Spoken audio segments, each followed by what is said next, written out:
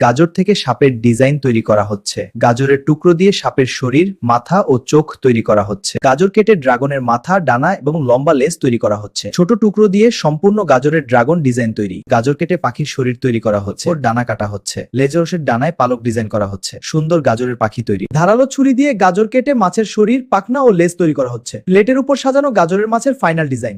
গাজর থেকে সিংহের মুখ ও শরীর তৈরি করা হচ্ছে। পাতলা স্লাইস দিয়ে সিংহের কেশরের ডিজাইনটি সম্পূর্ণ।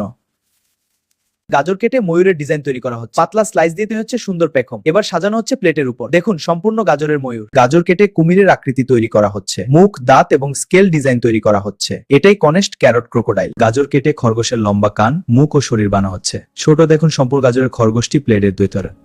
গাজর কেটে কচ্ছপের ডিজাইন তৈরি করা হচ্ছে। খোলসের উপর খাঁজ কেটে সুন্দর প্যাটার্ন বানানো হচ্ছে। এবার সব অংশ একসাথে সাজিয়ে গাজরের কচ্ছপ। দেখুন কিভাবে একটি সাধারণ গাজর থেকে তৈরি হচ্ছে বাস্তব মাছের মতো অসাধারণ ফুড আর্ট। সাদা প্লেটের উপর কয়েকটি তাজা গাজর রাখা। গাজর গাছ দাঁড়টার চৌকো হচ্ছে গাজরের ছোট টুকরা দিয়ে রাস্তা ও গাছের ডিদ্দার। গাজর দিতে শেডিভ জিরো আর্ট। দেখতে একদম ইউনিক, সহজ কিন্তু সুন্দর এই আর্ট আইডিয়া আপনি চাইলে বাসায়ও ট্রাই করতে পারেন।